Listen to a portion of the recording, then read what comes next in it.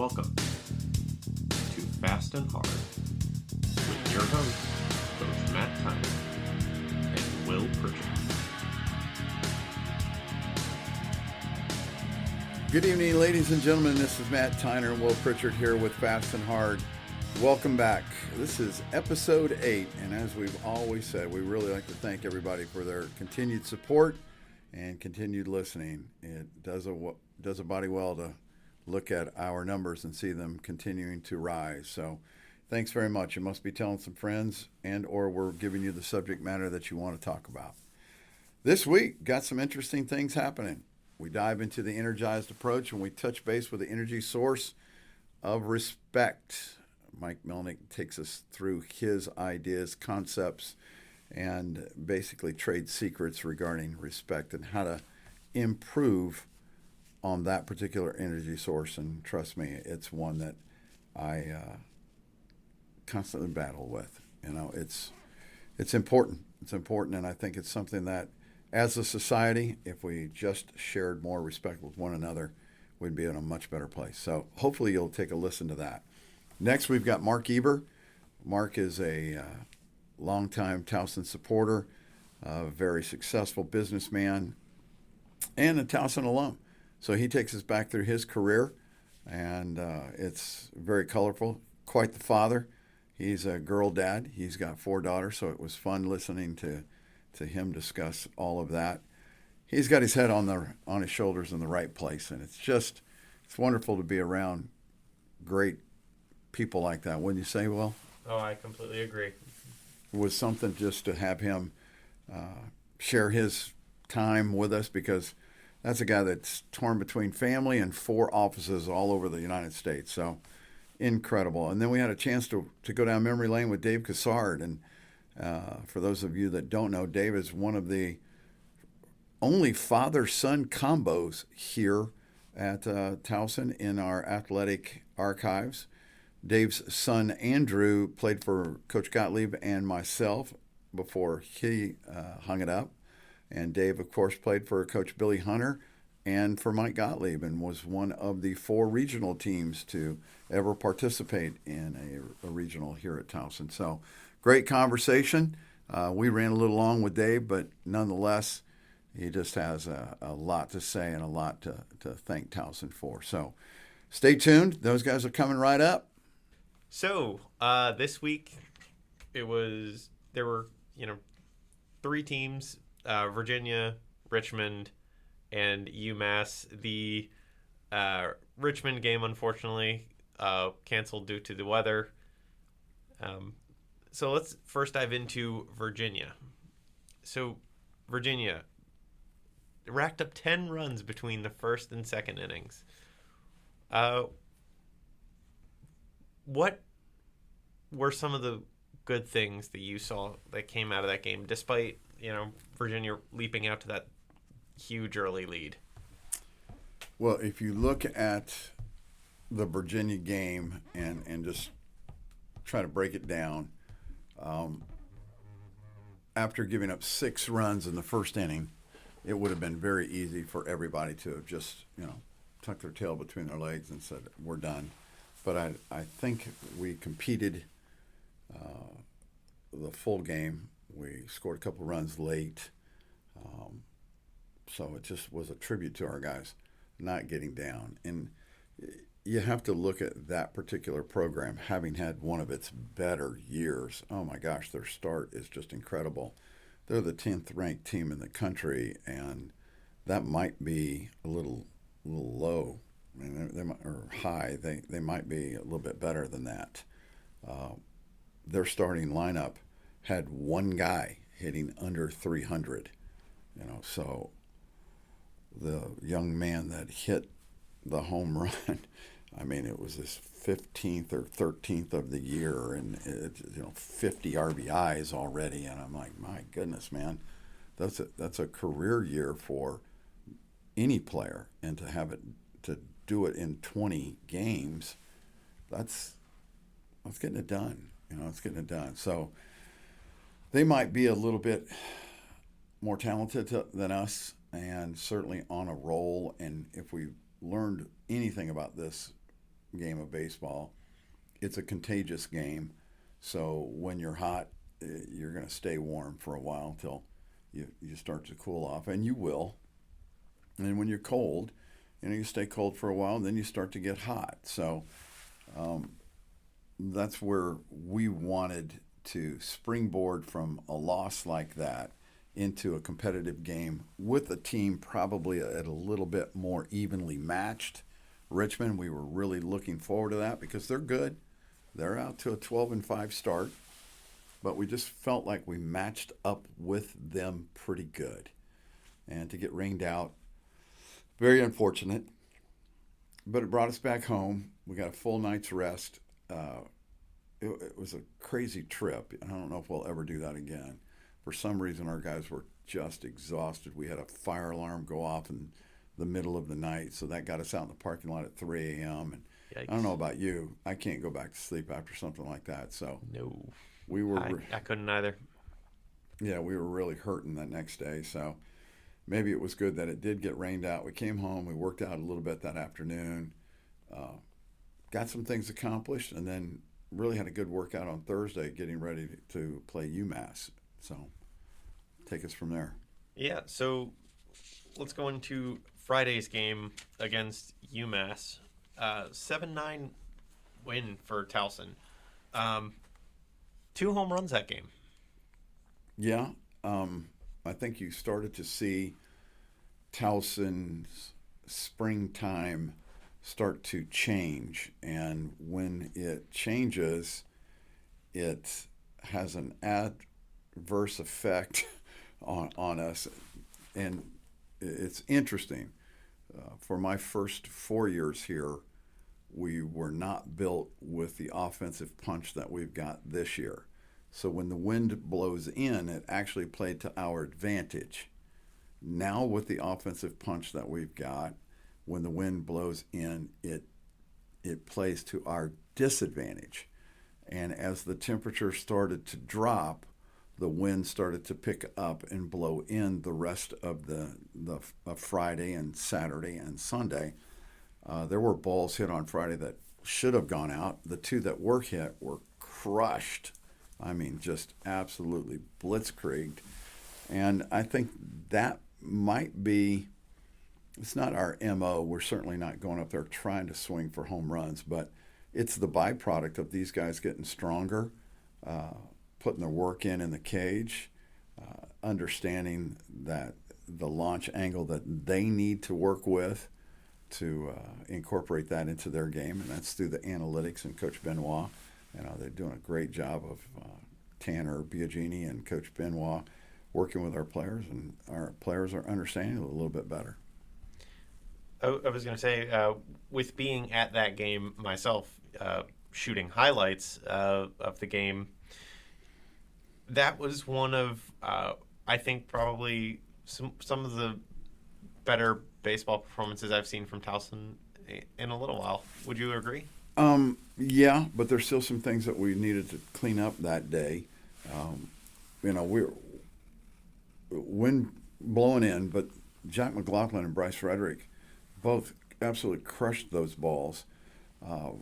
And we have, an expectation of Bryce, and he's just now getting started, which is good. I mean, he had a good start, and then he kind of cooled off, and now he's coming back. Well, Jack kind of was, rutted in, or in the rut, and then now he's gotten hot. So we get a couple more people swinging the bat like those 2 are, and like Burt Camper is, and James Moses has swung it well all year. Elijah Dickerson up and down, but even he had a pretty good weekend. Offensively, he might not have hit doubles and triples and home runs, but he was on base a lot. So, moving in the right direction. Nolan Young raised his batting average 20, 30 points. Danny Becerra, 20, 30 points, in the last 2 or 3 weeks. So, offensively, Jordan Payton's been there all year for us, which was great. I mean, anytime you got somebody in the 9 hole that can turn the lineup over and get it back to the top of Chandler Castleberry and James Moses, that's going to work well for us. So I'd like to think that our offense is moving in the right direction, and this week was a little bit more weather related than anything else. So, and you also brought up James Moses. A triple, two doubles, and two RBI from that leadoff spot on Friday. You know, we played a hunch, right-handed pitcher. We just thought we'd hit James first and Chandler second. We flipped it back on Saturday and Sunday. We gave Chandler against the left-handed pitcher the leadoff role. Just playing matchups, playing hunches, playing whatever you want to call it. They're a good 1-2 punch. Either of them can leave the yard at any given time.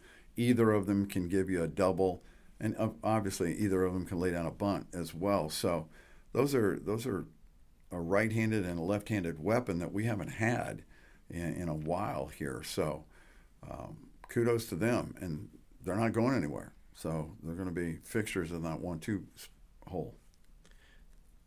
Going from Friday into Saturday and Sunday, both games came down to a single run. Yeah, you're right. Both games, and there are no excuses. We're not making any excuses here because obviously one team had to win and one team had to lose. But I would think that if you ask Coach Reynolds, the head coach at the University of Mass, if he wanted to play Saturday or not, he would have said not. And I know that on Sunday, if we wanted to play or not, he would have said not. I mean, sustained 25-mile-an-hour wind, 40 degrees, feels like 30. The people on the hill and the bridge and maybe in the grandstand had the benefit of the sun. But when you sit in our dugout for however long you sit in our dugout, you realize that it's about 15 degrees cooler than it is out on the field. And with the wind blowing in, it was like putting our guys in a deep freeze and then telling them to go back out and play. So we're working on that. Sooner or later, we're going to get some heating system in there for us and the other team. But my goodness, that was just a bone-chilling day on both sides. Dominated by pitching, and should have been.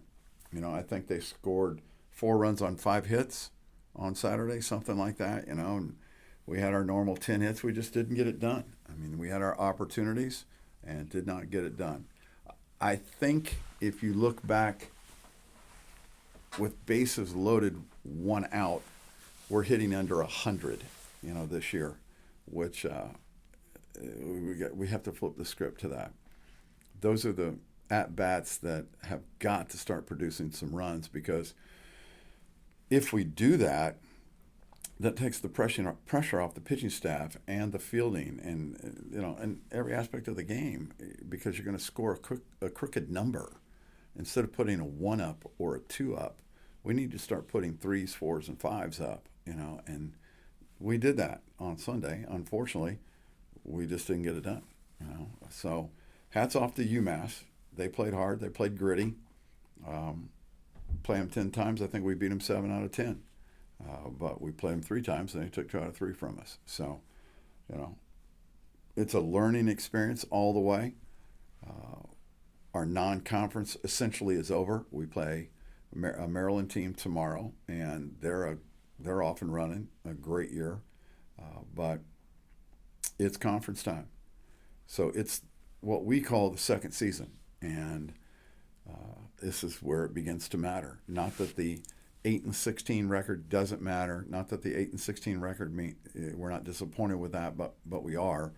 But we all have to wear it, from the coaches and coaches management to players and players' performance.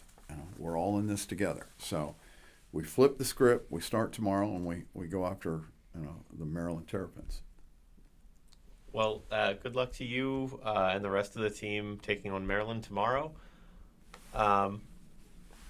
You've already went into a little bit about Maryland, so I think that just about covers everything that I had wanted to talk about. How about you? Well, and the last thing I would say is that we open conference play this coming weekend with Delaware, and for those that haven't checked the CAA, going to be a tough conference this spring. Already it's upside down. Northeastern went to Charleston, got swept. Northeastern was picked to be one of the top 30 programs in the country. So they're struggling a little bit right now. So even the great ones struggle at some point in time. Now it's just a matter of, okay, when the pendulum is on the struggle side, how long does it take before it comes back over to the success side? And we feel like our pendulum is about ready to start swinging to that success side. So come and see us play this week. We'd love to have you in the stands. Yep, with games at 3 p.m. on Friday, 1 on Saturday, and 1 on Sunday, right? That's correct. We'll be back with you in just a second, but right now, a little word from our sponsor.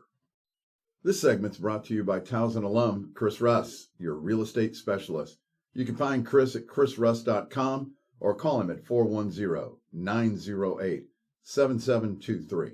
Chris specializes and takes great pride in helping others relocate to new towns, as he once did over a dozen times while pursuing his dream to play Major League Baseball with the Texas Rangers. With many buyers flooding the area due to the great schools, strong job economy, and a robust defense industry, Chris has teamed up with lenders that specialize in VA loans and a home inspector that served our military proudly. Whether you are looking to commute to Howard County, Fort Meade, Baltimore, Bethesda, or Washington, D.C., Chris is familiar with the communities and the commuter locations that will serve you best. That's Chris Russ at chrisruss.com, 410-908-7723. Another proud TU alum. That's Chris Russ at chrisruss.com, your real estate specialist. Ladies and gentlemen, as we've done in the past, we've welcomed Michael Melnik to our show each and every week, with the exception of one. And he has been kind enough to walk us down the energized approach road, with each week taking a deeper dive into the known energy sources. In the words of Aretha Franklin, RESPECT, find out what it means to me. That's what we're going to be covering today, ladies and gentlemen. Respect. Respect is one of the key energy sources in Michael's energized approach. And without further ado, I'm going to have Michael come on and just kind of walk us through what he means. If you would be so kind, sir. Thank you, Matthew. And I'm sure everybody would much prefer to learn about respect from Aretha, but I'm the backup band for this particular. Okay, that's fine. We'll let you have center stage now, though, brother. All right, I will take it. Thank you, and greetings again, everybody. So to just really kind of go backwards just a little bit of where these came from, because it'll hopefully help kind of position respect in the right place, is that as a person in my job, or even in a coach's job, where you're going in and you're trying to influence change and teach skills and get people on board, I'm always paying attention to those things that seem to undermine my goals or the goals of the group or the direction that we're trying to go. So through a series of circumstances, it became very clear to me that one of the things that was having a tremendous impact on success was the energy source respect, and primarily that the individuals that I was trying to influence, either from me and maybe the way that I was doing something, or by their employer, or maybe by a coach, were not feeling respected. And as a result of that, that pulls energy out of the equation.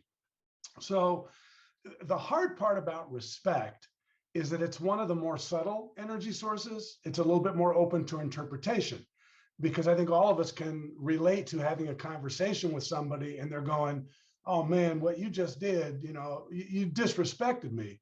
And the other person can go, no, I didn't disrespect you, because in their mind, they've got an interpretation of what respect or disrespect is. And in the other person's mind, they're going, no, I'm the person that felt it, and I just felt disrespected. So it's one of those energy sources that really, just like all of the energized approach, it really requires a certain degree of empathy, which really is saying, I am going to step out of myself, step into the shoes of the individual or individuals that I'm trying to influence, and go, if I'm sitting where they're sitting right now, would that have felt respectful to me? And what's even easier to do we tend to do better in identifying the negative of the energy source rather than the presence or the positive. So I could sit there and go, I don't know how I would describe commitment, but I totally know what it looks like when somebody's not committed. And I might not be able to describe great communication, but I can certainly tell you what terrible communication looks like. And respect is the same thing. I might not be able to easily define respect for you, but I can totally tell you when I feel disrespected. So it really does mean, can I step outside of myself? Like I'm a presenter. So when I'm doing my presentations, I'm trying in my mind go, would I want to sit through this presentation? Would this presentation feel respectful for me? Is there water in the back of the room? And are there cookies or fruit or whatever? Are we doing this at a time of day that feels respectful? If I'm in the audience, what would make me say, wow, in this situation, I feel respected?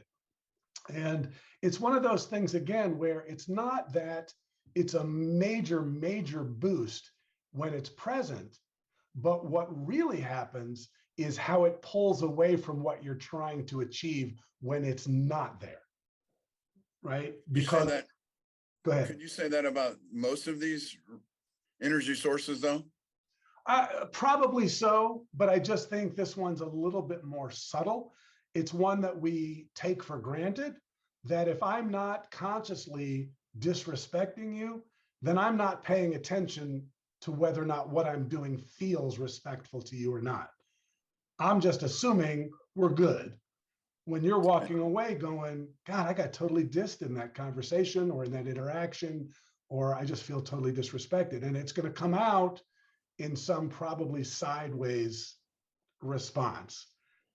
Because most of us are either going, well, they just either disrespected me and they did it on purpose, or they disrespected me and they're not aware of it, but I don't really feel like I'm in a position to say anything about that. You know, I think of, I can't help but throw it back to my arena. And when I feel like respect meter might be going off is when myself included and any coaches or coaching staff or whatever ask for input from their players. And then they listen to their input, but then go, yeah, but we're not going to do it that way. You know, well, then the players got to be standing there going, why'd you ask? You know, because right. If you just were going to do it that way. So over the course of, 18 years, I think I've learned to go, hey, probably not a bad idea. And if that's the way they want to do it, and it falls within the respect of the game and or whatever it is that we're doing, then maybe we should take a look at that. And boy, that is such a great bridge or olive branch to offer people. It really is. And I think it gets every other energy source flowing as well. Yeah, and I think it's important to recognize that the acting on the feedback is not the demonstration of respect or not, right? Because it might not be a good idea, but to hear an idea from somebody and go, I appreciate that idea. Let me tell you why that's not going to work or why we can't do that. That's closing the door on going, let me bring some respect into this and go, you deserve the rationale for why we can't do that. If I just close the door as soon as you say, hey, I have an idea since you asked me for one, and I go, yeah, that's not going to happen, and boom, done, you pretty much have said, that's enough feedback from you people. All right. Have you learned your lesson? I'm not gonna do anything with it. Because not every idea's got merit, but the contribution of the idea has merit. That's what you want to respect. And I think you're right, the contribution. And I get it all the time. I try to run a transparent program where anything and everything is on the table, at all time. Parents, coaches, players, administration, whatever it is. Let's bring it up. Let's talk about it. Because, if there's one thing I have learned from you, I think you used to coin the phrase, if you want a great idea, look in the mirror and open your mouth, one will come out. Well, if you want a better idea, get 2 or 3 people involved in that idea and see exactly what kind of merit it has in it. So, the power in numbers and the power in just processing really has gone a long way for me and my style. And I always used to think, that you had to earn respect. And as I've grown, in age and I guess in age and experience, I've found that it's a lot easier if I give you respect and then you lose it. Yeah. That, Yes. You're kind of worthy of it just because you enter into this relationship with me. And then if absolutely. you choose that you don't want to retain my respect, you certainly can do behaviors that are going to make me lower it. And there it is. There it is. And it's taken all of the frustration level out, or the madness, and it's turned it all into, like what you said, empathy and disappointment, and I never really quite figured that out as a kid with my father, but we only had a short time together. He died when I was 21, but the flip side was I can remember looking at his face and eyes a number of times, obviously, and finding that level of disappointment in his eyes that, gosh, I didn't show him the right amount of respect. So. Well, so, and again, this is where, and this is really true, again, to your point with all of the energy sources, but this one has multiple layers, because think about what degree of respect you would like your players leaving their career with. In other words, would you like for players to go, you know what, I didn't always start, or, I didn't always perform great or whatever, but man, I always felt respected. I felt respected as a person. I felt respected as a player. It wasn't just based on my performance. And how much self-respect are you sending them off with? Those are great gifts to have somebody go, you know what, I had a coach and teammates that we were all respectful of each other, and we supported each other. And there were, or respect in terms of going, when we win, when we're blowing another team out of the water, what level of respect are we showing to the other team? And how does that define who we are as people, as players, as a team, as a university? It just, there are absolute layers of this. And to flip it is to sit there and go, if you've got a locker room filled with players that are lacking in either self-respect or coaching respect, how does that exhibit itself? It's definitely not improving performance. It only is a net negative in that situation. I always question our guys, and if there's one thing that baseball is known for, it's the chirping from the fans, and then comes the chirping from dugout to dugout, and sometimes it can escalate and definitely elevate, and I always just go, hey, is there any way that we can just stay on our guys? Can we have a positive influence on our guys? And I know if they've heard me say it once, they've heard me say it 1,000 times. It's called respect for the game. Just respect the game. And to carry that into the real world, same thing. I mean, gossip is a lot like chirping, and can you just respect the workplace? Can you just respect your relationship? Can you, all of those things come into focus when I think about respect. And boy, the game seems to go a lot better for those that respect it. Yeah. And I would say life normally goes a little bit better if you respect other people, and we don't have to go down any political avenue or anything else, but gosh, if you just think about some of the rootness of our society out there, somewhere along the line, we've lost that key component, the ability to give that respect first. You don't have to earn it right now. Just give it to me, and I'll give it to you. And man, that puts us on the same plane right out of the chute. And now we move forward from there. So. Well, and we're watching, and I'm a fan of golf, and I one of the things that I really appreciate about it is I'll read either while I'm watching it, or maybe it'll come out the next day, that you'll see an elite player ended up losing a tournament because they called a penalty on themselves right? Nobody else is there to do that.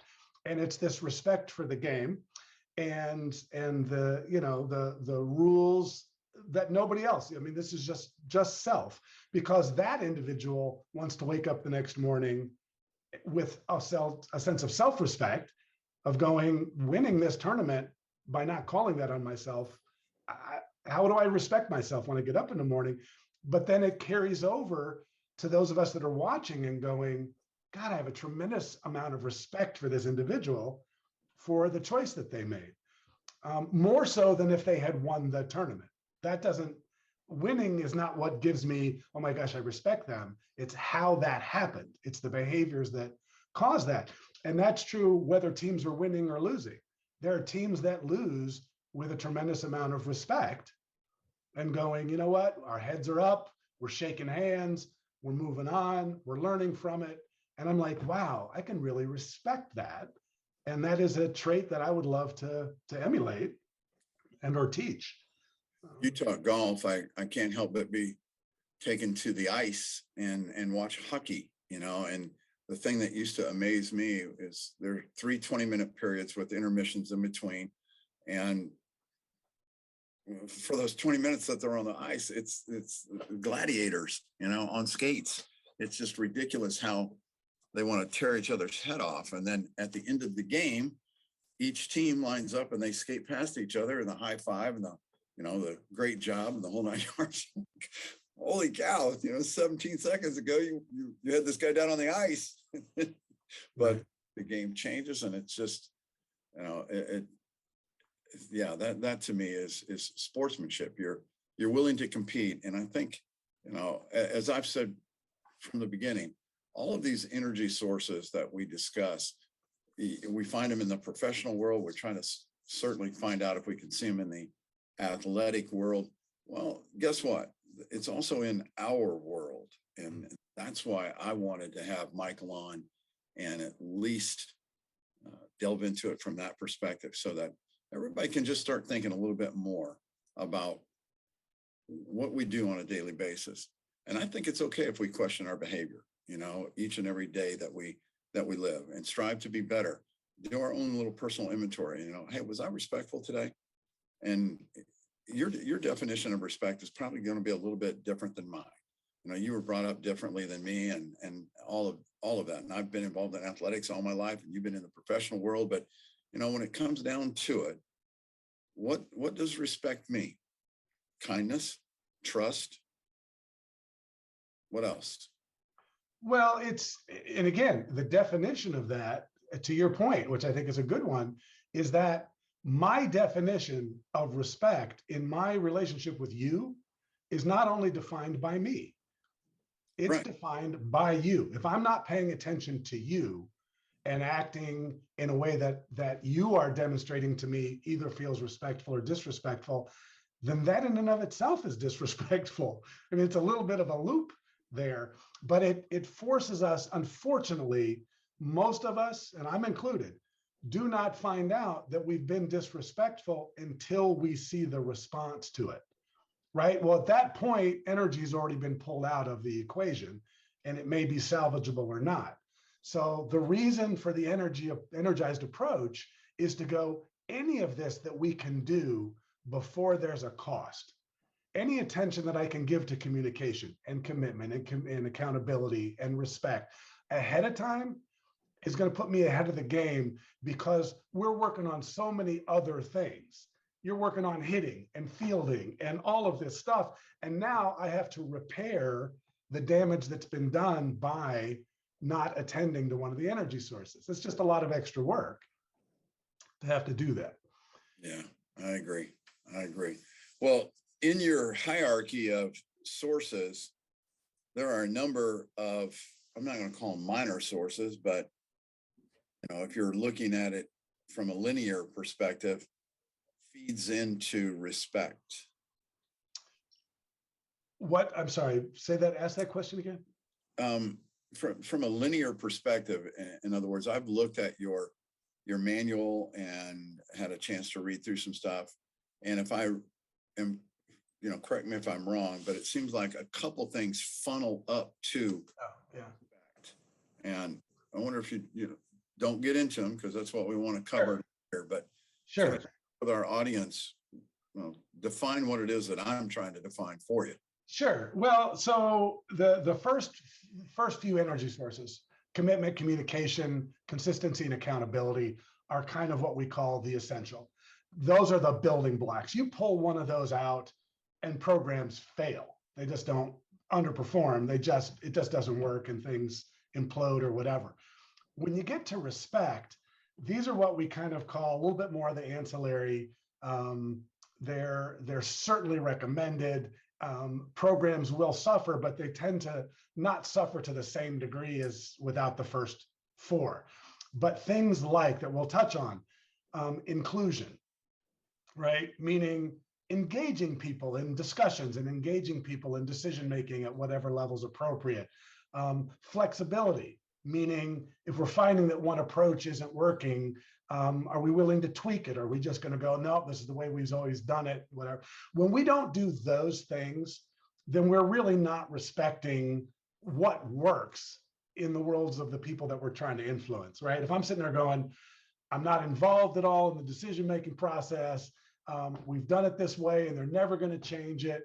I'm sitting there going, they're definitely not respecting my opinion, my ideas, and they're definitely not respecting the fact that if they were paying attention to me, they would see that I'm disengaged, right?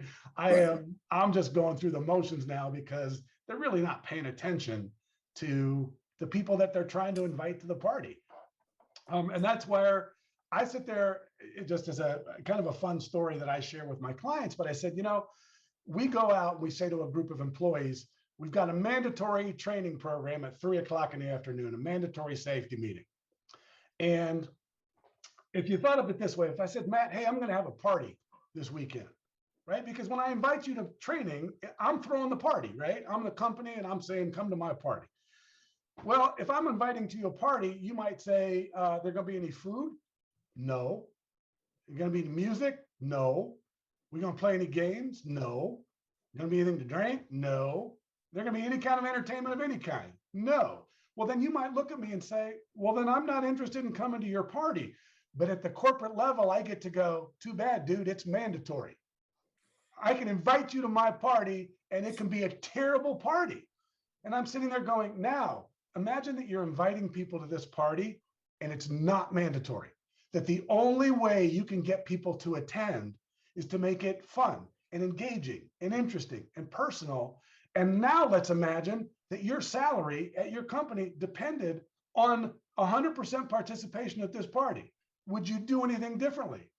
Like, oh my gosh, yeah, I'd have food and music and whatever. I'm going, then just act as if. Act as if, like I'd say to a coach, act as if nobody had to put out 100%. Act as if nobody had to, put out a full effort. How would you go after that? Act as if, and all of a sudden we bump it up a notch. And to me, that's respectful. If I'm saying you have to come to my session and you have no choice, then I want you leaving that session going, dang, that was fun. That was interesting. I'm glad they had some water, some juice, or some fruit, or whatever it would be. But because we make assumptions, we tend to forget to do that. We don't act as if. We assume it's all going to be there. And then we're kind of surprised when it's not. And then we got to regroup and go after it. We say we don't have to be here, we get to be here, and that's kind of my take on what you just said. It's a beautiful thing. I love the idea of act as if, and I think that's a good place to kind of hold on right there, and we'll get into the ancillary sources next week. We'll pick them apart one at a time so that people can enjoy them the way I am right now. I know I got a smile ear to ear when I think of respect, because it's big, Michael. This is huge, and I think, and I hate to keep throwing us back into today's world and today's life. I just feel like it would just be such a better place to live in, work in, breathe in, if we just open the door for each other. Yeah. It would just be so much kind. So act as if ladies and gentlemen. Act as if, your salary depends on it, because in reality, your livelihood does depend on it, So, Michael, thanks very much for sharing today. Absolutely. My pleasure, as always. Yeah, man. We'll do it again next week.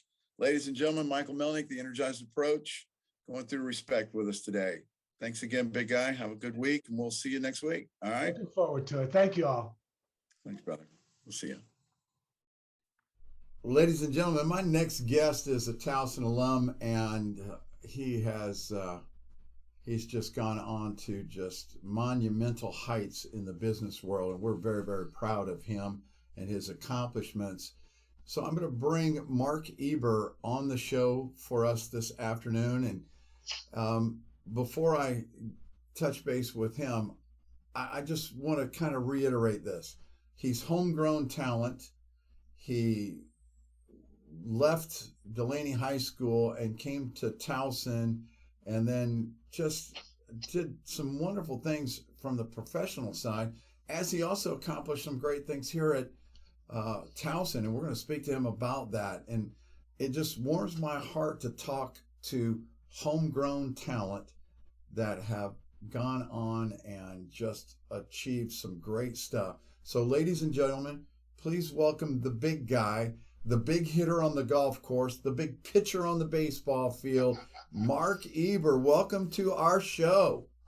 Coach, thank you so much. That was a wonderful introduction, and I'm flattered. I've just really worked hard throughout my entire life to get where I am today, and it's just it's a credit to Towson University, actually Towson State back in the day when I was there, that just instilled that ethic, that work ethic, that teamwork. And I couldn't be where I am today without a whole bunch of other people working alongside me and with me, no doubt about it. I look back at my days at Towson incredibly fondly. We were, when I joined in '88, we won our first East Coast Conference championship and got to go to Miami in the Southeast region and ended up losing them 4-3. But they went on to win the College World Series that year. And that was pretty cool. Got a lot of spot starts my sophomore year, and then was a number 1 or number 2 starter my junior and senior year, and we almost got back again my junior year.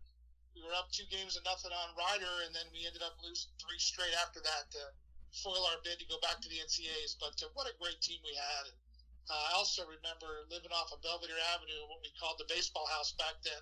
I lived with 4 other guys on the team that all played baseball, and we just had a great team chemistry. Loved to travel together, loved to play together, and got a great education on top of that. So I can't complain.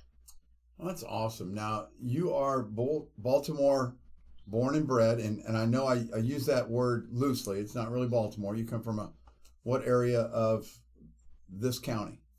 Yeah, Baltimore County. A little looser than that, because I was born in New Jersey, but I came to Maryland quite late. My sophomore year in high school, and then went to Delaney High School and played there under Coach Bud Foster and Coach Billy Hunter and Coach Mike Gottlieb back in the day were kind of watching me play and came on, and they offered me a little bit of money, not a ton back in the day, and I just jumped at the chance to play Division I college baseball, and really credit to the team and the coaching staff back then. They really worked with me, and I used to throw over the top, and I was not I didn't throw hard, Coach. I threw 86, 87, maybe 88, but I started to throw a little bit more 3/4 and learn some new pitches, and I was just a guy to get people out. I really worked on moving the ball up and in, out and low, and had a good changeup and a good curveball. I might strike 3 or 4 or 5 guys out, but I could go deep into games.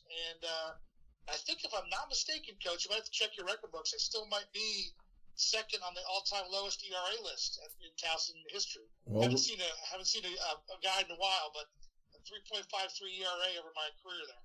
Well, and we were going to get there, so you stole some thunder. But yes, sir, you're still sitting pretty in all the record books. I know from my personal career, I was in there for about a year, and then I got tied, and then I got pushed, and next thing you know, man, I'm a legend in my own mind. But not in your case. You still got some print, babe. You're doing. I love to see that, because it was hard work, and it was.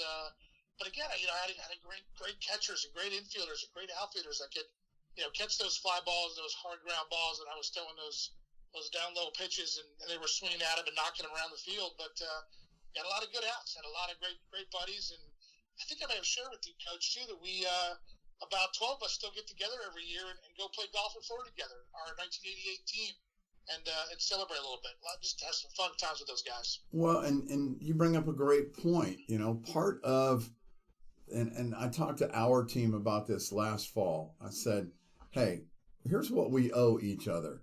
We owe each other the best effort we can, because if we can create an experience that makes you want to come back or makes you want to get together with these guys 20 years from now, then my job was well done, and to say that you still, relate to and get together with guys, it's going on like 30 years now, man. Yeah.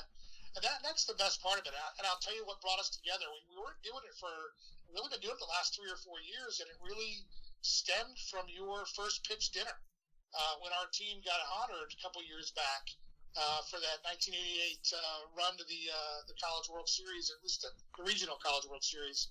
A bunch of us showed up there, and we're just like, hey, we need to catch up. And it was just like we were back together again, acting like we were 19-year-old kids, and just had a great time.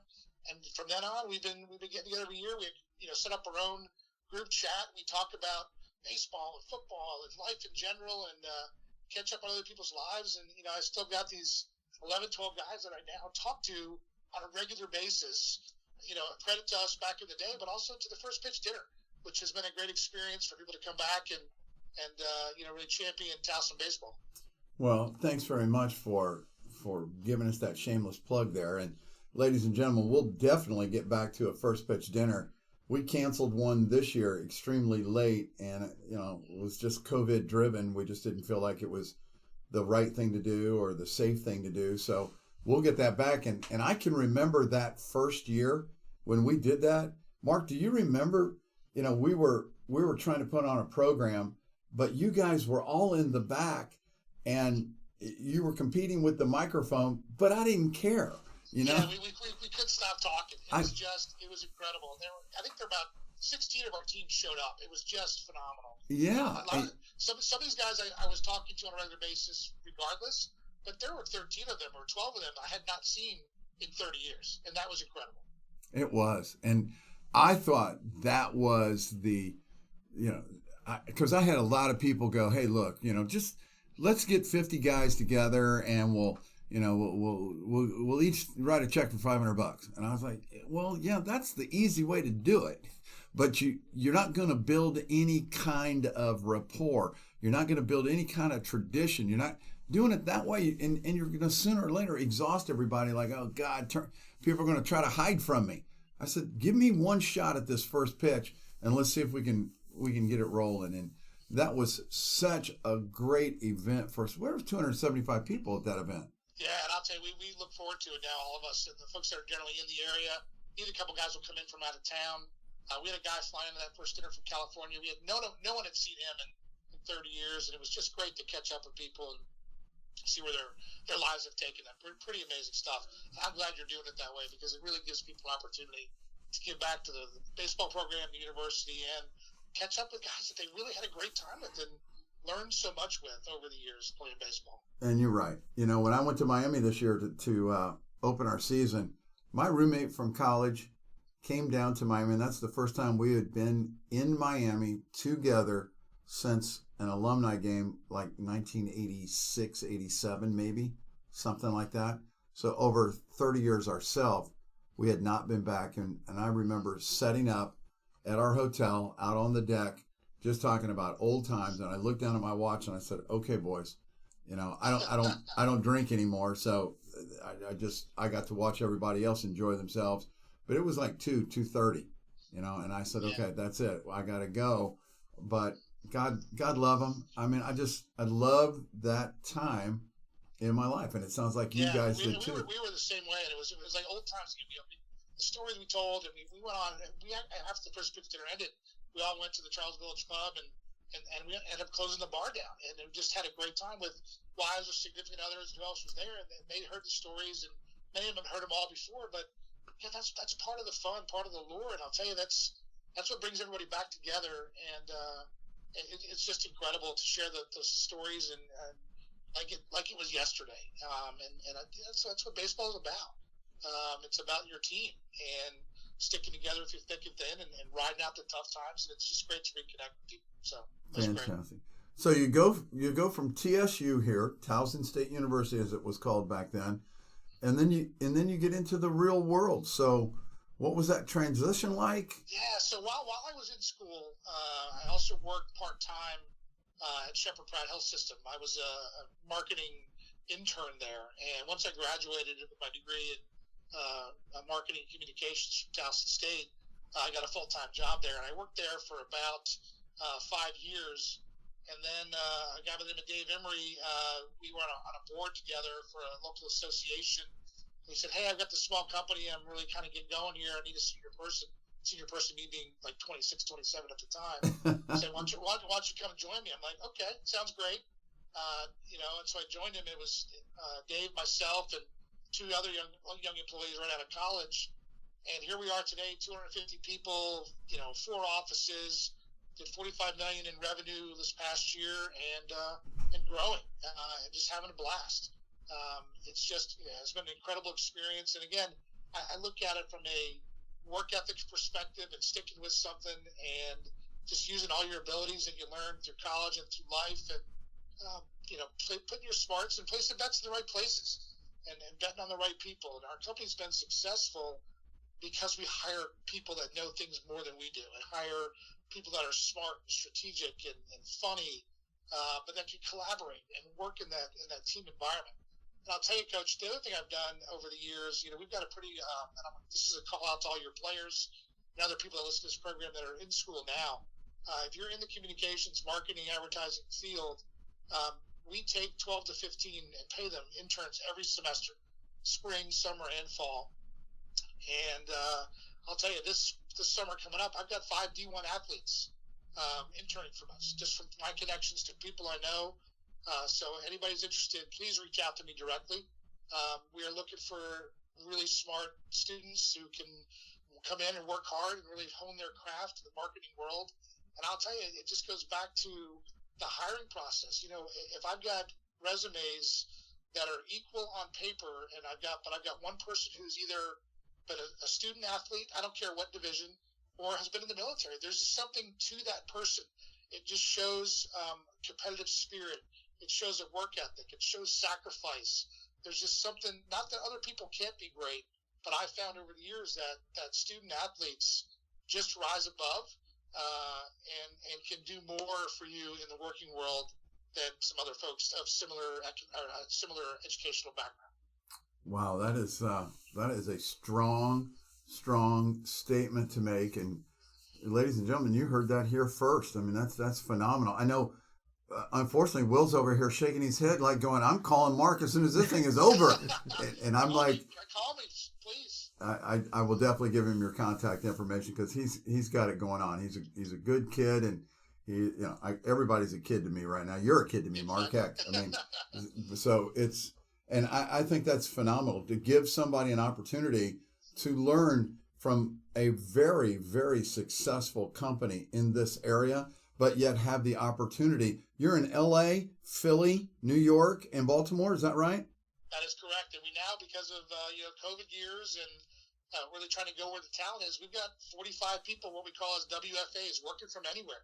They're not even in our core geographies, but we do have offices in those 4 locations. And hopefully someday people will come back into the office. It's not going to be the same as it used to be, but we like to get people in a couple days a week and collaborate and be in person. But we'll take great talent from anywhere at this point. We're just looking for smart, strategic, fun people that want to work hard and succeed. I have to tell you, obviously, I did a little homework. I've checked out your LinkedIn and all of that. And tell us a couple of your companies that you represent. So our company right now is about 80% in the life sciences business. So we work for clients like AstraZeneca, GlaxoSmithKline, Pfizer, Viatris, Vive, a lot of big pharma companies. And the other 20% of our business still in the consumer space, and we work for companies like John Deere, Travelers, Steel, the NFL, And what we can do with our consumer business is we can really test new marketing technologies and new platforms and really learn it and hone those skills there, and then take them over to the much more highly regulated life sciences space where you really have to do things very carefully. And they don't like to be what we call herd turners, the ones that are out front and doing things first. But you can do that in consumer. So we've got a great mix of clients that trust us, have been with us a long time, and allow us to try new things and market to people in a way that really gets people to either buy their product or persuade them to do something and gets them to believe in their brand. And that's what we are involved in, is making believers out of our clients' brands. Fantastic, man. That's just... Yeah. And having fun. I mean, I tell you, Coach, I tell this at every one of our staff meetings, our vision meetings, our retreats. If you're not having fun doing what you're doing, go find something else. Life is too short. You got to find a passion, something. If you're going to spend, 8 to 10 hours a day or more working, you got to love what you do. And if you don't, try something different, because you spend way too much time and life blows by so quick. Well, and boy, you hit the nail on that head. I mean, it's definitely, when you're in the third period or fourth quarter of your life, you can certainly look back and go, what I should have, could have, would have, and you don't want to do that. That's right. You're exactly right. And you are one passionate individual in regard to what you do. And speak to us just real quick before I have to let you go. I know you're a busy man, but you're pretty busy off the field and out of the office too. You got your hands full. I do. So I've got my wife Jody and I have 4 amazing daughters. Our oldest lives in Tampa. She played lacrosse at the University of Tampa and graduated, got her master's degree, and now is working full time down there. Our second daughter is a field hockey player for Queen's University and is going to be a senior next year. She's a junior right now. Our third daughter is a senior in high school at St. Paul School for Girls, plays lacrosse, swims, and plays field hockey. Won a championship this past fall in field hockey. Probably will win it in lacrosse this year, and she's committed to play lacrosse D1 at Central Michigan University next fall. And then our fourth daughter is a sophomore at St. Paul's, also plays on the number 1 ranked high school lacrosse team in the country, and is in the recruiting process now, and will end up probably going to a top D1 for lacrosse as well. So we spend a lot of time following our girls and cheering them on, and whether it's their athletic, academic, or social pursuits. And we've always been pretty level-headed about that in terms of what their needs are and where they're going to go. They're all different human beings that have different needs, and we kind of have these pillars, the sports, the academic, the social, and what's most important to each one of them, and then help them pick the right school or program where they can go and thrive and be there no matter what. So that's kind of our process. That's awesome. And that is so refreshing to hear from a former Division I athlete that's not caught up exactly on, oh my God, my kid has to play Division I. It should be exactly as you described. Where's the best fit for my daughter or my son to thrive academically, athletically, and not going to break the financial bank? That's right. The financial bank and the social piece too. I mean, you spend 4 years doing this, and like we've been talking about, I made great friendships, and you can find those friendships inside or outside sports. And we're just blessed that our daughters have some athletic ability. But even if they didn't, we'd still want them to find the right fit for them, and regardless of where they go, it's just too important. And we want them to be the best person they can be, and hopefully thrive and have a good life. Hopefully a couple parents are taking notes. So not want to put anybody on the spot, ladies and gentlemen, but in the same token, that is a priceless piece of information right there that you can use to your advantage, because he is exactly right. In any recruiting talk that I give at my prospect camps or at camps that I work at, I always say, gosh, there's a social component, and if you're playing athletics, the higher the division, there's a better chance that social component is going to be sacrificed. So if social is really important to your kid, maybe you need to really consider that. I said, that's because right. There are 3 things, 3 S's in college: sports, social, and studies. That's right. And you need 100%. to be good at 2 out of those 3. So if you're playing sports and social, doesn't work. Studies and social it's got to be sports and studies, and I told my son that, and he tried out for the Indiana University baseball program, and he goes, "Remember those 3 S's?" I said, "Yeah, that sport and study." And I said, "Yep." And he goes, "Well, that sport's done." He goes, "So get out your checkbook, because I'm going to join a fraternity tonight. I'm going strictly studies and social." And I said, "Fantastic." Yeah. But it served him well. And what you say is exactly, he got his MBA in 5 years from the Kelley School of Business at Indiana University. That's and fantastic. yeah, sports was not, he wanted to play at that level. He couldn't. And he put his interests in something else, so. And that was with my oldest daughter, who went to the University of Tampa and played. She turned down 4 D1 lacrosse offers because she just liked the university, she liked the coach, she liked the girls she met down there, and she knew even if she didn't play lacrosse, she would stay there and get her master's degree.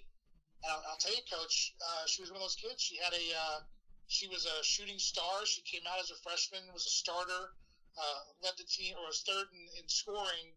And then the very next year, 4 days before her sophomore campaign, she tore her ACL. Fought her way all the way back and played in one game at the end of the fall ball the next year. And then in her first game back now after her ACL, she tore her labrum in her hip. So another surgery. And you know what? For her at that point, she was done. But she was in a place where she had great friends. She loved the educational program. So she had everything she needed and ended up graduating in 3 years and got her master's degree in 2 and is doing great. That's the other piece, and I'm so glad you brought that up. That piece of, okay, do you go to a university or college for an athletic opportunity? Well, what happens if that athletic opportunity gets taken away from you? What do you do then? Do you transfer? And if you do all your credits then transfer with you, or is it going to take you longer? And is it, and what a great testimony that is for her to have acknowledged that, no, this is the place I really want to be. I see myself graduating from this university, and University of Tampa is pretty nice. Yeah, she loves it down there. And you're absolutely right, because it could be an injury, it could be a coaching change, it could be who knows what. The world changes in an instant, and you just got to make the best decision you can at the time.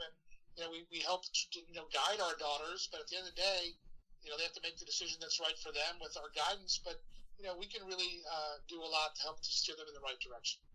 Well, you certainly have, and it's a testimony to you and your wife and your leadership and guidance, and I think it's something that's spilled over into your professional life as well. So kudos to you and to her and to your girls. Continued success. Mark, thank you very much for taking the time out of your day. I know you're a busy man, to just share, and what a neat share it's been. Will's giving me the thumbs up, so good. I appreciate it. Love the opportunity, Coach, and looking forward to some more. Looking to see some wins on the diamond for you and the Fighting Tigers this spring. You got it, sir. Do me a favor, at least allow me the opportunity for a second shot at this. Maybe we get down the road a little bit more.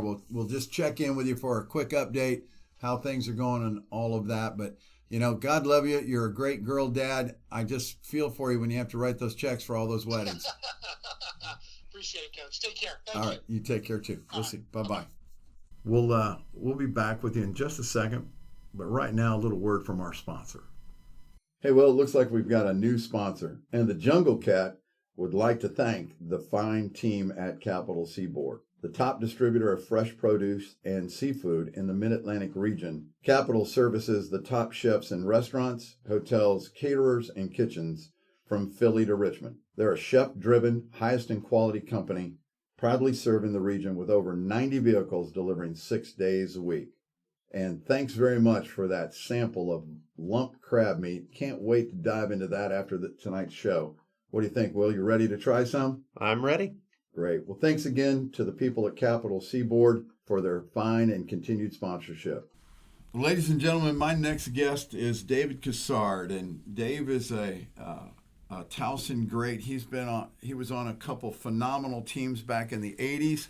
So we're dipping our toes in the 70s and 80s next. And Dave was kind enough to join us, or to come on and join us and talk to us a little bit about his experience at Towson. So without further ado, let's welcome Dave Cassard to the show. David, thanks for coming on. Thanks, Coach.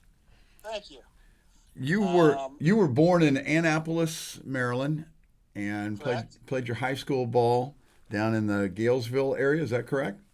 Yeah, I went to Southern High School in Anne Arundel County. In the summer, did you play anywhere particular, or was it just an extension of high school? Well, Mayo Post 226 started its first Legion team, I think, in like 1980. And it was a combination of about 4 or 5 high schools. Unfortunately, I was the only kid from my high school that went up there to play. But it was a great experience in comparison to just playing in the county leagues and running over, the same kids you've been playing against Absolutely. since you were 8. Yeah. It's funny.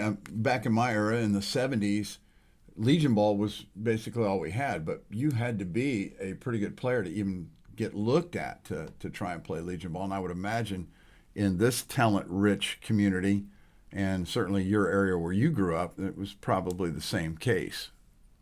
Yeah, and if I remember right, we had a ton of kids on the team. So, I mean, we had we would do split games where one group would play the first 5 innings and the second group would play the last 4, and it was until we got to tournaments and things like that. But we played a lot, and that was great for me because, again, all the distractions that the kids have nowadays, we didn't have any of that. So I was always anxious to go anywhere and do something. So sure. Right. So you parlay that, your high school career and your Legion experience, and you get recruited by the one and only, the master of ceremonies, Mr. Coach Billy Hunter. What was that like? Well, I'm not sure recruited is the right word or the wrong word. I went on a visit to the old Towson Center where his office was. He was also the athletic director at the time. Me and my dad were in his office for about 3 hours. He had a chaw of tobacco in, never spit the whole time, and just talked about the team and talked about, all that he went through and, his history with the Yankees in the 50s and the Orioles for 13 years as their third base coach and managing the Texas Rangers and just wanting to come home and still be involved in baseball. So I was kind of a walk-on, and which was a little frightening because they let everybody walk on. So the fall practices are, 1,000 kids. And it was kind of people were getting cut left and right. And so somehow I made it through there, and I was on a team. I'd be remiss if I didn't bring up the fact that our one of our top pitchers, Jay Eck, just passed away last year. I think he's the first guy from our team from 31 years ago that did pass away. But Jay, myself, Anthony Caridi, Chris Nabholz, Mike Waslak, we all came in as freshmen together. And let's just say Burdick Field doesn't look like it looks now. Didn't look like that back then. The field was in awful shape. After our freshman year, they had the Orioles grounds crew come in and redo it. But there were no dugouts, there were no bleachers, there was just the hill. And so that's where everybody went. So, yeah. Yeah, but Long time ago. Yeah, I was going to say back then, very few schools at the university level really were able to support baseball like they do now, and I remember walking down the hill behind Hinkle Fieldhouse in 1993, going to interview for my first coaching job at Butler University, and I was looking at the field of play, and I had come from Miami, right, as a player 10 years prior to that, or 13 years prior to that. And I looked down at this field and I was like, well, obviously this must be their practice facility. They have to play somewhere else. And the head coach looked at me and he goes, if you want the job, you got the job. I was like, I haven't interviewed yet. And he goes, well, you don't understand, man. This is a volunteer gig, you know? Oh, and yeah. I'm like, and I got it then. I was like Midwestern baseball, probably a lot like Mid-Atlantic baseball back then. You know, we knew we had to have the sport. We just didn't put a whole lot of money in it, you know? Well, I think we played, Drexel was in the East Coast Conference way back. And we played their games at what is a softball backstop. And there was no fence, and there was a lacrosse game going on kind of, you know, in right center field. So, you know, if you hit a gapper, you kind of had to look out for the fans on the side of the lacrosse game. But that, you know, that was everywhere. Who cares? I mean, you know, that was nothing. We didn't need the best facilities or anything. We were just happy to be out there. Absolutely. And you're so right. I mean, I remember as a coach at Butler, imagine traveling to Milwaukee to play the University of Wisconsin-Milwaukee at Hank Aaron Park. That, I swear to God, I don't think it ever saw a mower. You know, there were no fences, no mowers. And I think his first name was Mike Augustine, was the coach there, and he was an ex-major leaguer, and he was, you know, probably doing the same thing that Billy was doing, trying to get support, trying to get it off the ground, and all the above. And to me, that's what made it fun. You know, it didn't matter what or where, it was just that we were playing. We were playing baseball, and it was like, okay, let's strap it on and see what you got. You know, so. It had to be fun. Probably in your day and my day too. The differences between the kids now is, you know, they get 100 cuts if they want to. I don't know about you, but in my day, you got 8 or 10 cuts, and then you had to get out of there, and somebody else was getting in there, so you didn't get, you know, 100 cuts to work on this or that. You got the cuts you got for the day, and that's what you got. So. But yeah, I wouldn't trade it for the world. It was a great experience. I did see Miami was playing North Carolina on TV yesterday, and I played at both stadiums back in the 80s, and it took me a really long time to figure out that they were at Miami, because it doesn't look anything like it looked when I was there. I know the feeling. So, we were down there. We opened there this year, and I was like, look at this place. This is just, it's incredible. You know, I mean, they've dumped millions of dollars into the stadium and the field and the surrounding area. And all. Just, you know, it's become an arms race to find out who's got the best facility, because that's what kids like now. I mean, you know, we might as well call it the way it is. The kids have better facilities in every sport that's played. Every sport, you know, it's not just baseball. Softball's incredible. Women's sports are on the rise, and the facilities. I mean, look at our soccer and our lacrosse stadium here. I mean, come and look at our field from where your field was. We've made giant strides in just the last 4 years, you know, for surface and surround and all of that. So we're getting there, man. But you played for not only Coach Hunter, but for Coach Gottlieb. Your career split him almost right in half, I think, right? That's correct. Coach Hunter, my freshman and sophomore year, and Mike was an assistant on the team the whole time, and then Mike got the gig in '88, and you know, we had a pretty good team in '88. You know, I just look at what go to high school games and see some college games.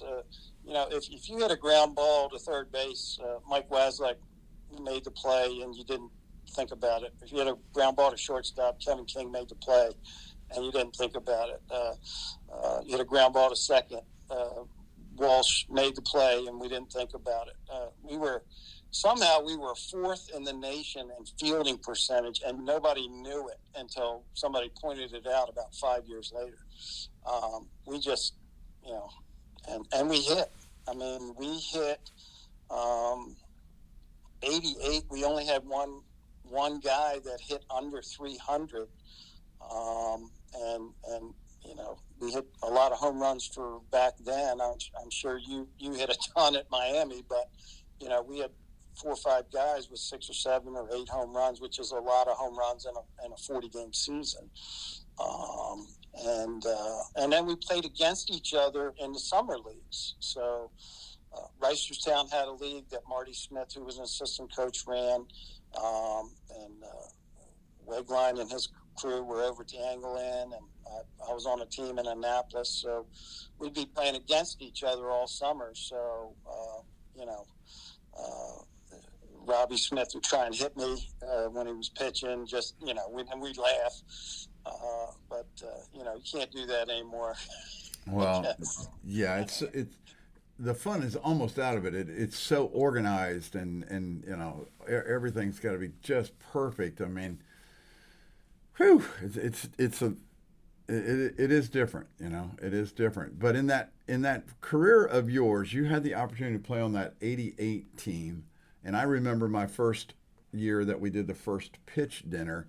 We honored all of the Towson teams that had made it to a regional, and your team made it to a regional. What was that like? That was Coach Gottlieb's first year. How can he get any better than that? Well, I mean, let's start by saying we had a great pitching staff. Everybody knows the name Chris Nabholz, played 5 years in the big leagues, left-hander. Now, the difference, you said some of the differences between today and back then.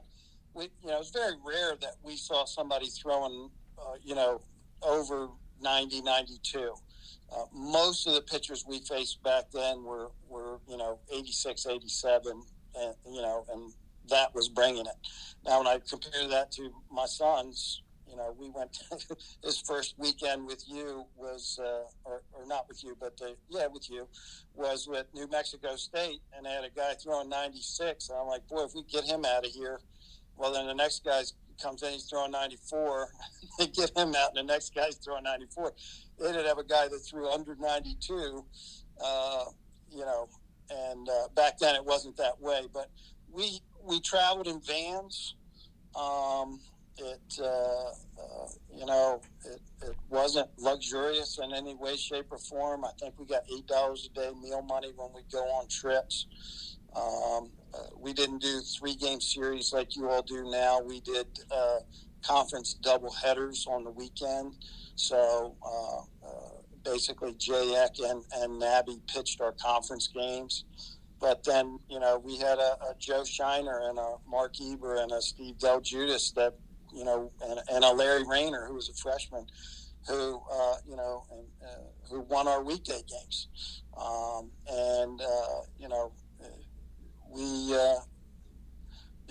It was a lot of fun. It was always somebody different that was picking us up. It was in '88, of course, we had Robbie Smith, who broke the home run record. It's been broken since, but he had 11 home runs. We had Kevin King playing shortstop, who was hitting 360. And then you had me, Waz, and Rick, and hitting a lowly 330 or 325, which is pretty good. And Jimmy Trivilla at DH, who was knocking them in. So every now and then, it'd be somebody different that would pick up the slack. And the lineup never changed much, but there wasn't much. You didn't get much of a breath all the way through it, which was a lot of fun. Because again, even to this day, I'm old and I'm fat, but if you let me hit, I'm going to go up there and take some hacks. I'm probably not going to last too long, but I took some swings at Miami, Dave, and let me tell you, you might want to rethink that, because the home run derby you had your first year there, I hit a couple of really bad ones, and I hit one that thought had a chance, and I just saw some warning track, and I went, you know what? I probably shouldn't keep doing this. It's not going to get better. So. Your mind says do it, and your body says use a fool. That's right. It's all what you think. Playing for Coach Hunter too, I don't want to bypass that. I mean, his knowledge of the game was, and I've been around a bunch of baseball people, was probably the greatest I've ever seen anybody. He would steal the other team's signals by the second inning. If they were calling pitches, I got injured my sophomore year, so I was on crutches, and on home games I'd sit at the end of the bench, and he'd come down and he'd go, which of those 6 guys over there is calling the pitches? And I couldn't figure it out. As a hitter, I just looking for a fastball. So I was like, Coach, I don't know. He said, see the guy at the other end sitting on the cooler? I said, yeah. He said, when his feet are together, it's a fastball. When he spreads them apart, it's a curveball. And if he crosses his feet, it's a changeup. All those other guys aren't doing anything. And I was like, you pick up stuff by not being on the field when you were around him. And if he yelled at an umpire, and this, you might find this amazing, the umpire's behavior changed when you got yelled at by Billy Hunter. And he would yell. He expected a lot of his players, and again, he thought the world of Mike. And when Mike took over, Billy was still the athletic director. He was still at a lot of the games. He was actually the president of the conference at the time too.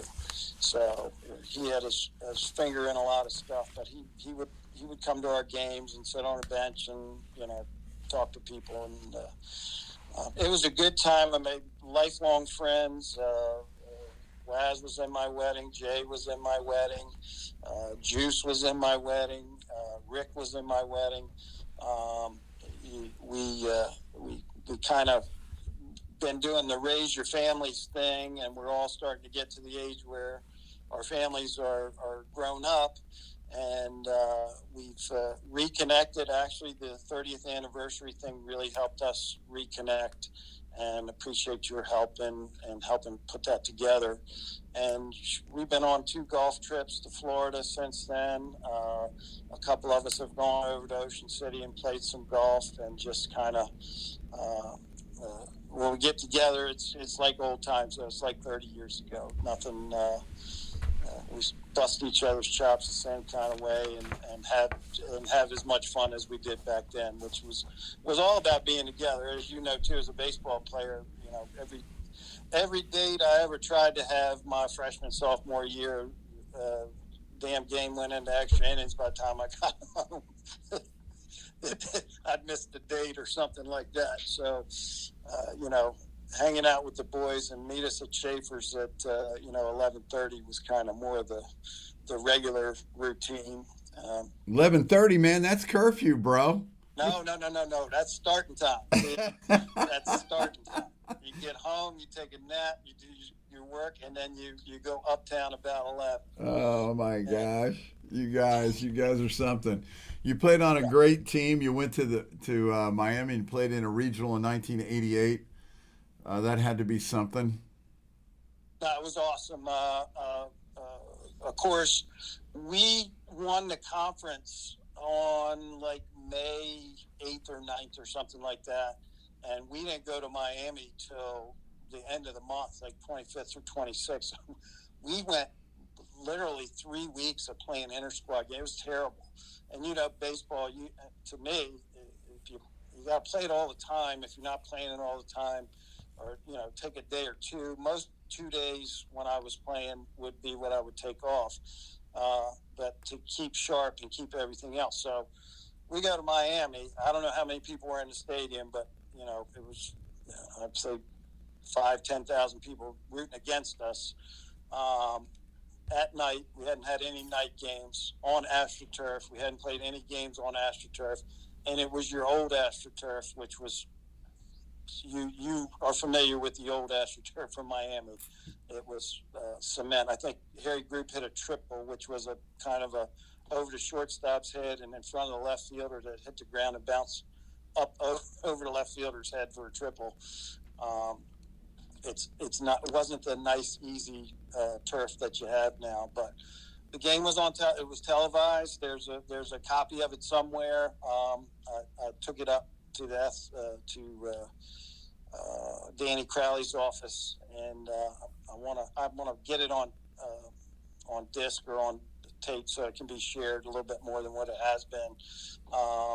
And we had a great time. And right after the game, we Miami scored 2 runs in the first, and then scored 2 more runs in the 8th or something like that. We lost 4-0, but it was a good game.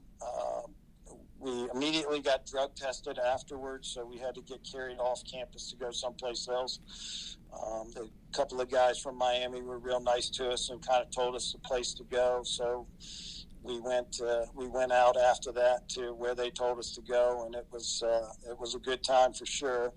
And somehow we got rained out 2 days while we were down there too. They had helicopters hovering over the infield trying to get it dry, but it was raining the whole time, so we didn't play. And then we beat Virginia, VCU, and then South Carolina beat us like 4-2 or something like that, if I remember right. Great experience, great everything. But when we lost, boy, get your stuff and we were gone. We were heading to the airport, on the plane, and back home. So it wasn't any vacation, but we had a blast. Back then we stayed 4 or 5 guys in a room. I don't know if that's legal anymore, is it? No, we're afraid we can't do that anymore, big guy. No, but I mean, it was, that's what we did. 4 guys. And our spring trips, we went to New Orleans, and we were an $8 cab ride from Bourbon Street. We stayed at the Bayou Plaza Motel, and that was, I guess, my sophomore year. Coach Hunter said I got one rule, which was not a good rule, which is I don't care what you do between now and 4 o'clock tomorrow, but you better be ready to play at 4 o'clock tomorrow. So I don't think that's probably one of your rules right now. Probably not. Yeah, that's probably not a good rule. No, but I might have subscribed to that rule as a player myself. I might have heard 1 or 2 things about that, but yeah. Absolutely. Well, different time and age. So that's right. Yeah. The athlete of today is much more or better manicured. They just take care of themselves. They're bigger, they're stronger, they're faster, all the above. But I don't know if they had as much fun as me and you. I really don't. I hope they do, but I think it'd be hard. But that's the whole thing. Is my son playing at Towson? I got to see the new phase of things. We never lifted at 6 o'clock in the morning, or we never lifted during the season. And with Coach Hunter's connections, we had a lot of Orioles that would come and get some extra swings. If they had stuff they wanted to work on, they would come and work out with us. And after, I guess, the 86 season, Cal was taking a group of his major league group over to Japan. So he came and worked out for a couple of weeks before they left on that. And, we were asking him 900 questions that I'm sure was annoying. But, we're like, what do you do? What do you work out? And he's like, I do dips.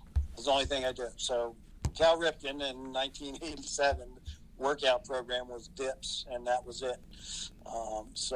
But, from what my son was going through and, lifting and doing all that other stuff, we didn't do a whole lot of that during the season. Now, after the season, we were hot and heavy on that. But,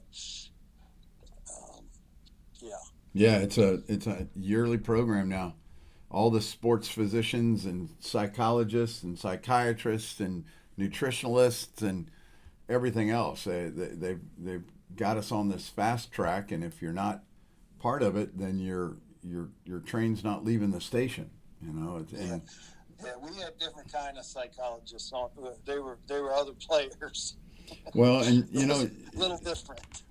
There's a school of thought right now that maybe all of this is not what we need, and maybe we're hurting the players by getting him so muscle bound and all of this, and there actually is a band of old professional athletes that are starting to put together stats of, well, we never had this, and you guys have it at an alarming rate, and so It's going to be Sure. interesting to see in the next 4 or 5 years, because I also think technology is going towards being able to test a player and tell if that player is, where his deficiencies are physically, and what he needs to work on. And if he doesn't work on, then this is going to be a ceiling. And unfortunately, you and I both know that that's not the game of baseball. Game of baseball, it comes in all different shapes and sizes. Sure. And pitching especially. I mean, you look at a Greg Maddux or even a Jamie Moyer, who, when he was on the Orioles, was the fifth starter. I mean, he didn't throw hard to hit their spots. Yeah. And they got batters to put the ball in play and let the fielders, make the plays. And everybody now wants to see how hard they can throw, which I guess is a good thing for the next level. But we had some guys didn't throw too hard that were pretty crafty back then too. So Absolutely. You stole my thunder, and I was going to tell our guests, our listening audience, that as far as I know, you are one of a kind in that you and your son both played at Towson. And Andrew was Dave's son's name. Had a nice career here, and now he has graduated and moved on. But that's quite an accomplishment for father and son to play at the same university, wouldn't you say? Yeah. Well, again, I got involved in coaching at the youth level after I tried not to, and Andrew was a pretty good football player, believe it or not, also, and he had some football opportunities. He was like an honorable mention All-State defensive back. Andrew could run. I could run a little bit, but Andrew could run too. But in looking around, Towson just seemed like the natural choice. I met my wife at Towson. My daughter graduated from Towson. My nephew, who's a high school coach now, went to Towson. My niece went to Towson. So again, we're pretty much a Towson crowd, family.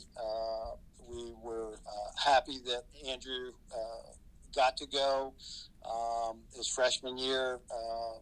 They were wondering whether they were going to let him play or redshirt him, and just like happens any seasons, people get hurt, and he got in the lineup, and he had a great year.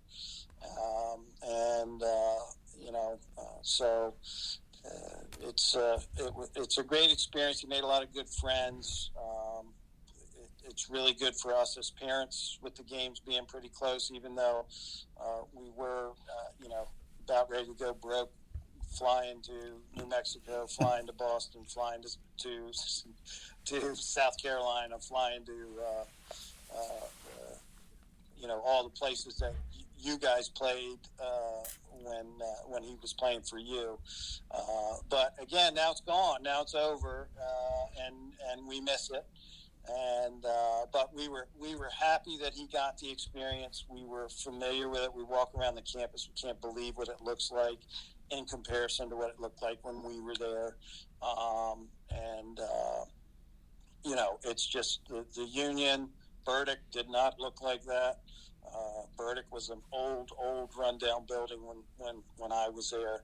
No, and my job is, whether he turned out to be a Major League Baseball player, he got a degree and he's ready for life, and that's really what we wanted, and we were happy that he chose Towson and got the opportunities there that he got. So, well, David, thanks very much for taking the time out of your day to chat with us today and kind of go back down memory lane. I know that that 88 and 89 teams, both of those were great. You've reminded me that we're 35 years out now from 88. So in 2023, that first pitch dinner, we might have to rekindle those groups and see how many we can get back again. That'd be a fun night. Again, as soon as the thermometer gets up a little bit, I do plan on donning the hill to catch a couple games, and I still have some friends that have kids that are on the team. So we're keeping an eye on things. We're watching what's going on, and we'll be up there to check you out in probably a couple weeks. So. Awesome, man. Have a good one. Thanks very much All right. again. Thank you, Coach. All right, we'll talk to you. All Bye-bye. right. Bye. We'll be back with you in just a second, but right now, a little word from our sponsor. Hey, Will, we picked up another sponsor tonight. All right, who is it? Advanced Collision in Beltsville, Maryland. Serving cars, buses, fleets, RV recreational vehicles, and emergency vehicles. They upfit in the Washington, D.C. and the Baltimore areas. Advanced Collision LLC excels at providing paint, dent repair, and auto body work services for your automobile. They use the best products available today for your automobile, and they only use certified, skilled, highly trained technicians backed by state-of-the-art equipment on your repair. And for a couple months, the Jungle Cat and his family kept those techs in business. They offer custom paint and design, professional body work, and repair services for all types of cars, trucks, buses, and recreational vehicles. So if you have a vehicle that needs repaired, do what the Jungle Cat does. Call 301-595-9377 to schedule an appointment. Advanced Collision, your best bet when it comes to automotive repair. Will, not the thrill. It's been a great show again. I'd like to thank my guests, Mark Eber, Dave Cassard, and of course the wonderful Michael Melnik for his continued support of our program. Thanks to each and every one of our sponsors. Your continued support allows Will to go out and buy new microphones, man. We're digging that. Hopefully we're starting to sound a little bit better because we're certainly looking more professional. Thanks to Advanced Collision, Chris Russ, our real estate specialist, and of course Capital Seafood for their continued support. If you know a sponsor looking out there that's looking for a way to spend some money, have them give us a call or an email. Will, I'm sure, will be able to take care of putting another sponsor on our list. I can do that. Fantastic. Baseball fans, come see us. We're looking forward to you. And remember our saying, if you want to see a change, be the change. Be the change that you want to see in the world today. Take full advantage of it. As we get deeper and deeper into the energized approach, hopefully it's having a positive effect on your life, like it does mine. Again, be the change that you want to see in the world. It's simple. Make a difference. Until we talk again, be good and do good. That's stealing a line from Coach Fisher there, but I think it's worth repeating. Be good and do good. Until then, have a great week, ladies and gentlemen. Thanks for listening. Take care. We'll talk to you soon. Do you have any questions you wish for us to discuss? Anything you want to talk about? Feel free to email us at mtyner@towson.edu. That's mtyner@towson.edu or wprich1@students.towson.edu. That's wprich1@students.towson.edu.